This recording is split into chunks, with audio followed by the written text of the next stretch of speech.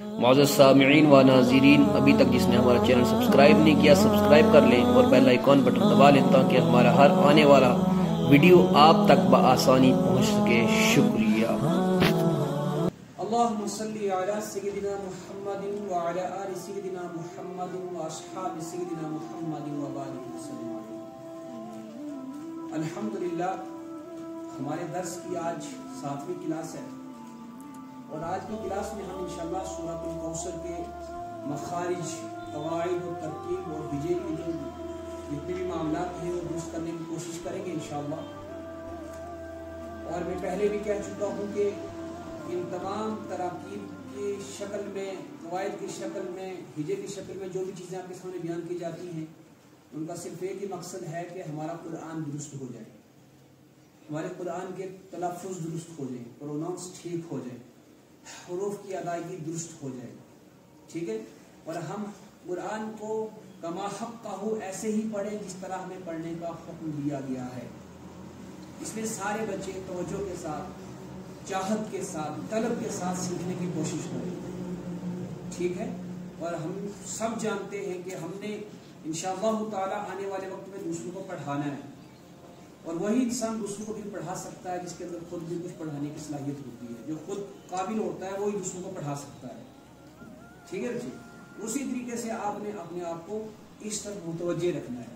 ہم جب ہمارا یہ درس ہوتا ہے اس دن صرف ایک صورت اس شکل میں آپ کے سامنے پیش کرتے ہیں تاکہ آپ کو سمجھنے میں آسانی ہو جائے، اور خصوصی طور پر یہ جو ویڈیو بنائے جاتے ہیں اس سے بھی ہمارا کوئی مقصد اپنا نام یا شہرت پیدا نہیں کرنا ہے، بلکہ ہم چاہ رہے ہیں کہ ہو سکتا ہے کہ ان کے ذریعے سے کسی کی درستگی ہو جائے۔ اور ہم یہ بھی جانتے ہیں کہ آج کل سوشل میڈیا میں صرف ہم ہی کام کرنے والے نہیں ہیں، بہت سارے لوگ ہیں جو اس فیلڈ میں کام کر رہے ہیں، اپنی طرف سے جو ان کو آسان لگتا ہے لوگوں کو سمجھانے کی شکلیں ان کے پاس ہیں، اسی شکل سے وہ سمجھانے کی کوشش بھی کر رہے ہیں۔ تو ہم بھی ایک چھوٹی موٹی کوشش لے کر کھڑے ہیں، جس طرح حضرت یوسف علیہ السلام کے دربار میں ایک بوڑھیا بھی چلی گئی تھی ان کو خریدنے کے سلسلے میں، یا پھر جب حضرت ابراہیم کو آگ میں ڈالا گیا تو مینڈک منہ میں پانی لے کر جا رہا تھا بجھانے کے لیے، تو ہم بھی اپنی ایک خدمت دین کے لیے پیش کر رہے ہیں۔ اللہ تعالیٰ ہو سکتا ہے اسی خدمت کے ذریعے سے ہمیں بھی قبول کرے، اور ہم سب کا مقصد کیا ہے؟ جنت کو حاصل کرنا، اللہ کی رضا کو حاصل کرنا، پیارے نبی صلی اللہ علیہ وسلم کے دین کو دوسروں تک پہنچانا۔ تو انشاءاللہ سیٹرڈے کو جو ہمارا پروگرام ہوگا وہ مسائل کا ہوگا، اس میں بہت ساری چیزیں ہوں گی۔ آج کا جو پروگرام ہے ہمارا وہ صرف قواعد کا ہے، ہجے کا ہے، اور قرآن مجید کے تلفظ کو درست کرنے کا ہے۔ تو ہم شروع کرتے ہیں، مگر اس سے پہلے ماہرہ اعجاز آئیں اور اس سورت کی تلاوت کریں جو ہم آج ترکیب میں کرنے والے ہیں۔ تلاوت کیجیے۔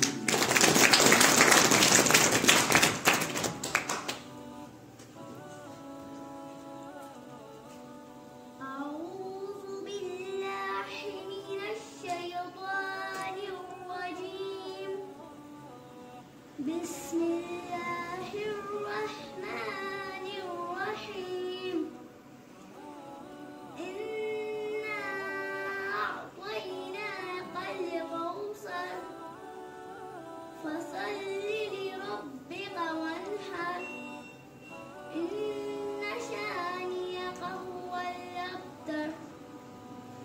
ماشاءاللہ۔ تو یہی صورت جو اس نے آپ کے سامنے تلاوت کی ہے، خوبصورت لہجے میں بھی کی ہے، خوبصورت آواز میں بھی ہے، آپ اس سے بہتر کر سکتے ہیں ماشاءاللہ۔ تو چلیے صورت کی طرف۔ اس کو کیا کہتے ہیں؟ الف۔ کیا کہتے ہیں؟ الف۔ مگر جب ہم اس کو پڑھیں گے تو کیا پڑھیں گے؟ حمزہ۔ کیوں حمزہ پڑھیں گے؟ الف ہمیشہ خالی ہوتا ہے، الف ہمیشہ کیا ہوتا ہے؟ خالی، اور اس کی نیچے زیر ہے۔ جیسے ہی الف کے اوپر زبر زیر پیش آ جاتا ہے یا جزم آ جاتی ہے تو وہ اب الف نہیں رہتا بلکہ اس کی شکل چینج ہو جاتی ہے اور وہ حمزہ بن جاتا ہے۔ کیا بن جاتا ہے؟ حمزہ۔ حمزہ کی شکل میں جاتا ہے۔ تو چلیے، حمزہ نون زیر ان، حمزہ نون زیر ان، نون کے ساتھ کیوں ملایا میں نے؟ کیونکہ نون کے اوپر تشدید والے حرف کو 2 مرتبہ پڑھتے ہیں۔ کتنی بار پڑھتے ہیں؟ 2 مرتبہ۔ دوسری چیز، اسی نون کے ساتھ جو الف ہے اس کے اوپر علامت مد ہے، علامت مد ہے، اس لیے یہ حروف مدہ ہو گیا، یعنی الف جو تھا مد کی وجہ سے حروف مدہ ہو گیا۔ اب ہمیں دیکھنا ہے کہ یہ مد کون سا مد ہے۔ جیسے کہ میں نے آپ کو پہلے بھی بتایا کہ مد 3 طرح کے ہیں، ٹھیک ہے۔ ایک مد مد متصل کہلاتا ہے، دوسرا مد منفصل، تیسرا مد لازم۔ تو یہ مد کون سا ہے تو بتائیں؟ مد منفصل، کیونکہ یہ ایک کلمہ ہے، یہ دوسرا کلمہ ہے، اور حمزہ جو ہے وہ دوسرے کلمے میں ہے۔ آپ نے پڑھا تھا حمزہ اگر دوسرے کلمے میں ہو تو مد منفصل ہوتا ہے، اور منفصل کے معنی کیا ہوتے ہیں؟ جس کے اندر فصل ہو، جس میں گیپ ہو۔ متصل کے معنی کیا ہوتے ہیں؟ جو ملا ہوا ہو، جس کے درمیان گیپ نہ ہو۔ اور ایک چیز اور سمجھ لیجیے، یعنی کہ اگر اس سینٹینس کے کچھ میننگ نکل رہے ہیں اور اس سینٹینس کے میننگ نکل رہے ہیں تو سمجھ لیجیے 2 کلمے ہو گئے، ایک سینٹینس ہو گیا یا دوسرا سینٹینس ہو گیا۔ بات سمجھ گئے؟ اگر کسی کو سمجھ نہیں آئے تو میں نے آپ کو پہلے بھی کہا تھا کہ میں یہ بحث انشاءاللہ آپ کو سمجھاؤں گا کہ یہ ہوتا کیا ہے۔ تو چلیے آگے بڑھتے ہیں، پھر دیکھیں انشاءاللہ۔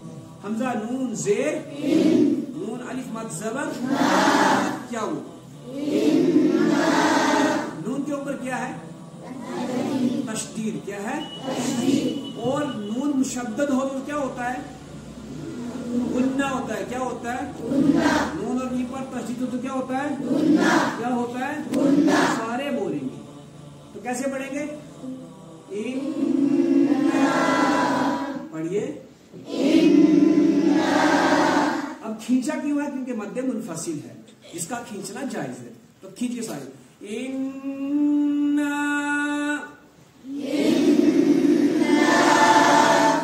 حمزہ عین زبر حمزہ عین زبر عین نکالیے، حمزہ عین زبر اب عین کے اوپر جزم تھی، اسی لیے ہم نے اس کو پیچھے والے حرف سے ملایا، یعنی کہ حمزہ کے ساتھ ملایا، ٹھیک ہے۔ قا یا زبر، قا یا زبر، یہ تا نہیں ہے بلکہ قا ہے، بلکہ جیسے کہ میں نے آپ کو بتایا تھا کہ 8 حروف ہمارے پاس ہیں جن کو پر پڑھا جاتا ہے۔ بولیے پہلا کون سا ہے؟ قا۔ دوسرا کیا ہے؟ تیسرا کیا ہے؟ شاباش بولیے سارے۔ چوتھا کیا ہے؟ پانچواں کیا ہے؟ چھٹا کیا ہے؟ اور اس کے بعد غین، پھر کیا ہے؟ اس کا مطلب سب کو یاد نہیں ہے۔ خا 1، غا 2، صاد 3، ضاد 4، طا 5، ضاد 6، غین 7 اور قاف 8۔ یہ 8 حروف ہیں جن کو ہر حال میں بعض شکلوں میں را کو باریک پڑھا جاتا ہے، ادروائز ہر حال میں ان کو پور پڑھنا ضروری ہے۔ تو یہاں پر طا ہے، تا نہیں ہے۔ یہ تا اور طا دونوں کا مخرج ایک ہے، پر تا نہیں پڑھیں گے بلکہ موٹا کر کے پڑھیں گے۔ پڑھیے طا یا زبر طی، نون کھڑا زبر نا۔ اس کو میں نے کیوں کھینچا ہے؟ کیونکہ کھڑا زبر کس کے برابر ہے؟ اور طا یا زبر طی میں کیا ہوگا؟ یا مدہ ہوگا یا لین ہوگا، کیونکہ یا ساکن سے پہلے کیا ہے؟ یا ساکن سے پہلے کیا ہے؟ یا ساکن سے پہلے زبر ہو تو کیا ہوتا ہے؟ جی ہاں۔ کاف لام زبر کل، اب دیکھیے الف تھا مگر سائلنٹ ہے، کیونکہ یہاں پر کاف حرف قمری ہے، اور حرف قمری سے پہلے اگر الف اور لام آئے تو صرف نام کو پڑھیں گے، الف کو نہیں پڑھیں گے۔ بات سمجھ گئے؟ تو ہم نے اس کاف کو اس کاف سے ملایا، یہ قوف نہیں ہے بلکہ کاف ہے، باریک ساؤنڈ میں پڑھا جانے والا حرف، ٹھیک ہے۔ تو کاف لام زبر، کاف واو زبر، اب ثا را زبر سر، سا نہیں پڑھنا ہے بلکہ ثا پڑھنا ہے۔ اب را کے اوپر میں پہلے بھی بتا چکا ہوں، زبر تھا، اس کو پڑھنا چاہیے تھا ثا زبر ثا، را زبر را، مگر جب بھی ہم تلاوت کرتے ہیں تو پڑھتے ہیں اِنَّا أَعْطَيْنَاكَ الْكَوْثَرَ، سر، اسے نہیں پڑھا۔ تو اس کی ایک مین وجہ ہے کہ آخری حرف کو جزم دینی ہے، اسی لیے میں آپ کو فعلا زبر فا پڑھا رہا ہوں تاکہ ہماری مشق ویسے ہی ہو جائے کہ ویسے ہی پڑھنا ہے. ٹھیک ہے تو چلیے پڑھیے سارے. انا اعطیناک الکوثر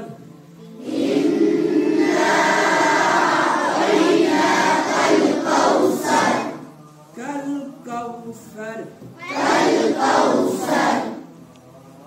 فا زبر صاد لام زبر لام زیر صاد ہے نا اس کو پور پڑھنا سین نہیں پڑھنا سین لام نہیں ہے صاد لام زبر صل صاد لام زبر لام زیر کیا گو فصلی کیا گو کیا گو لام زیر. اب دیکھو یہاں پر بھی لام ہے اور یہاں پر بھی لام ہے تو فصلی فصل را با زبر رب را با زبر را نہیں پڑھنا بلکہ را پر کر کے موٹا کر کے را با زبر با زیر کیا گو کاف زبر کیا گو واو نون زبر واو نون زبر ہا را زبر. اب اس را پر پہلے سے ہی جزم تھی ساکن تھا یہ را. ٹھیک ہے روایت کی شکل میں ہجے کر دیں. ٹھیک ہے تو چلیے آگے.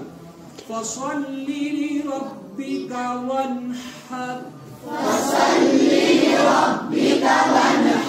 جب زور سے پڑھیں فصلی لربک وانحر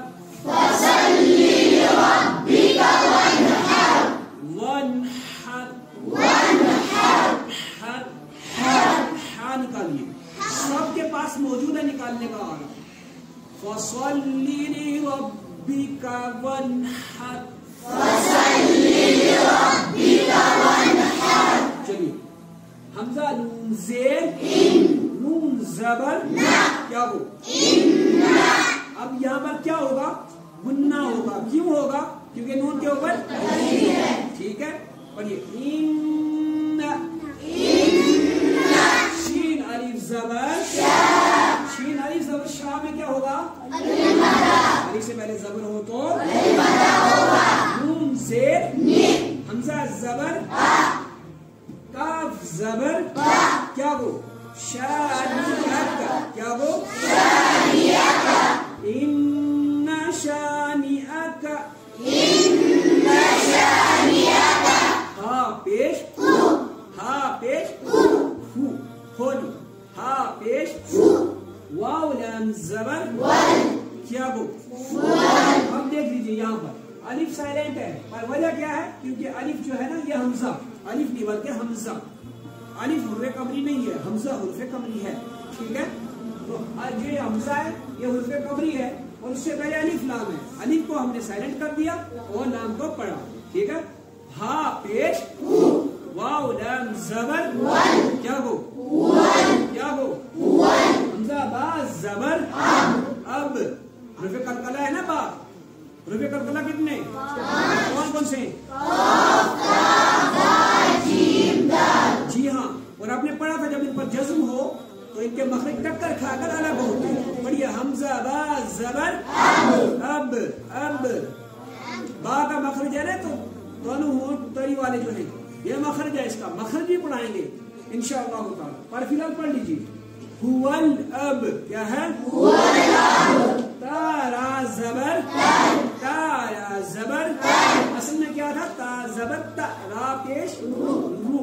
ہم نے کیوں پڑھایا تاکہ ہمیں آسانی ہو جائے سمجھنے میں.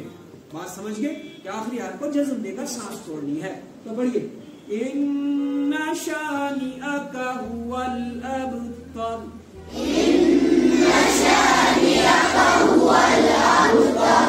ابتر اس تو میں فرق ہے اس لیے تر نہیں کرنا بلکہ تر. ان شانئک هو الابتر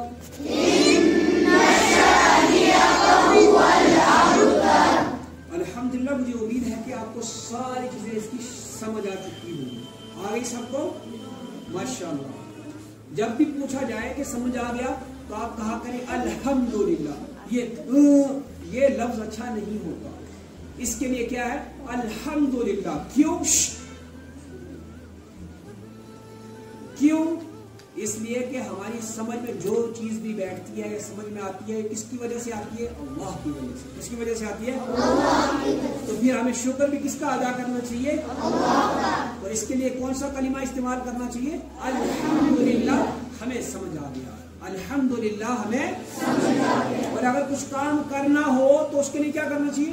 انشاءاللہ میں یہ کروں گا. مگر ہمت میرے اندر نہیں ہے. اگر اللہ چاہے گا تو کر لوں گا. اگر اللہ چاہے گا تو کر لوں گا. ورنہ ہمارے اندر طاقت، ہمارا پورا جسم، ہماری پوری باڈی جو ہے یہ اللہ کے کنٹرول میں ہے. وہی اس کو صحیح طریقے سے چلا سکتا ہے. تو چلیے ایک بار میں آپ کو پڑھاؤں گا، اس کے بعد خود پڑھوں گا تو اپنی کلاس کا اختتام کریں گے. بسم اللہ الرحمن الرحیم. بسم اللہ الرحمن الرحیم. إنا أعطيناك الكوثر. إنا أعطيناك الكوثر. فصل لربك وانحر. فصل لربك وانحر. إن شانئك هو الأبتر.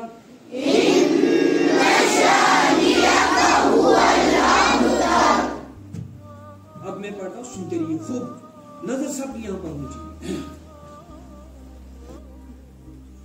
بسم اللہ الرحمن الرحیم. إنا أعطيناك الكوثر. رپیٹ کرتا ہوں. إنا أعطيناك الكوثر. فصل لربك وانحر. إن شانئك هو الأبتر. صدق اللہ العظیم. اللہ تبارک و تعالیٰ کے حصول عمل کرنے کی توفیق عطا فرمائے. میرا ورنہ الہی